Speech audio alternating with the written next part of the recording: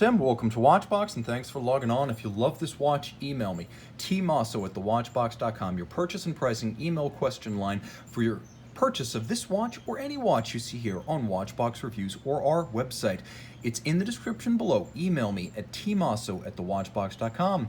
And today we're discussing the thoroughly Teutonic ultra-white Platinum 950 Lange Sohne Lange 1 Moonphase. 38.5 millimeters in platinum. The watch is substantial without undue visual mass, as it is only 10.4 millimeters thick, 47.3 millimeters lug-to-lug, with a 20 millimeter spacing between the lugs. The watch features Exemplary stance on the wrist, and as you can see, my 16 centimeter circumference wrist wears it well.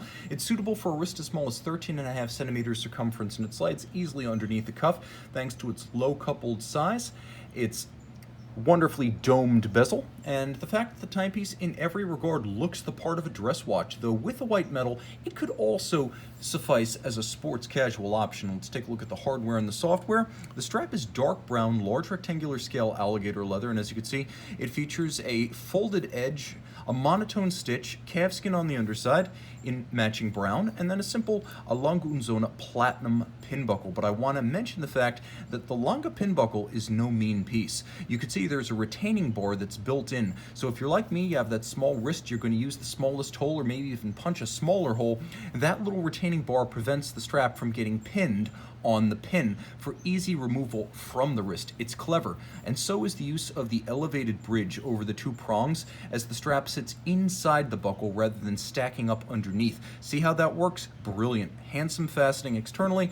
The platinum buckle is worthy of a platinum case. As you can see, the case is standard Lange. There is a domed bezel profile that also has a little bit of a vertical aspect. Satin finish on the flanks. Note the flanks of the pusher are polished and the outer face is satinated. The lugs are stepped out and polished as they are characteristically on Lange watches. And then you can see the Lange crown, a Lange Sohne branded, but simple. The dial is a lovely satin gray. It's not a sort of satin silver white. It is distinctly gray, and you can see there are polished white gold applique numerals, indices, white gold hands. There is a white gold disc for the Moonphase, and then there is a white gold frame for the double date. Now you have that same wonderful feel of a fine column wheel chronograph in the actuator for the panorama datum or outsized date. It feels good, it sounds good, German precision at its best. Now the watch features that solid gold Moonphase disc, something that most brands do not use, but the Moonphase also has an adjustment interval of 122 years. That is a Lange specialty, not just on perpetual calendars, all of their Moonphase displays. On most other watches, you need to adjust the Moonphase roughly every 2 3/4 years.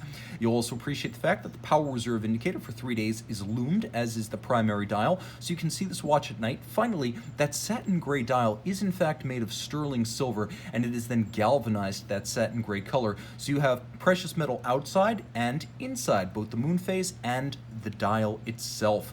Turn the watch over. Caliber L9015. 54 joules, 5-position adjustment, which is the high horology and chronometer standard. It beats away at 21,600 vibrations per hour, courtesy of twin mainspring barrels. It has that 3-day power reserve, and as you can see when I pull the crown, it also features a stop seconds or hacking function. All of this is 30 meters water resistant. Now you can see the 3/4 style bridge with access panels for easier service. Evokes Saxon pocket watches of the 19th and early 20th century. You can see there is mirrored ungulage on the edges of the access panels, but also on the edges of the bridge.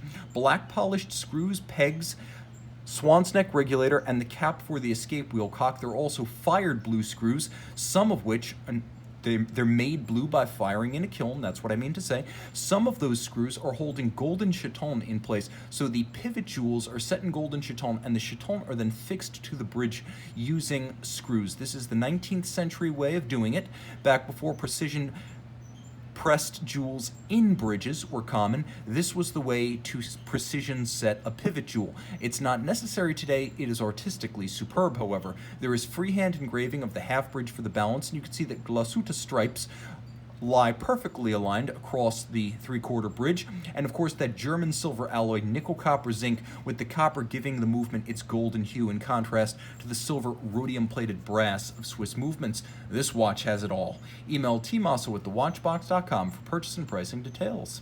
And I'm back with the Lange 1 Moonphase by night. Note that the power reserve itself is also loomed.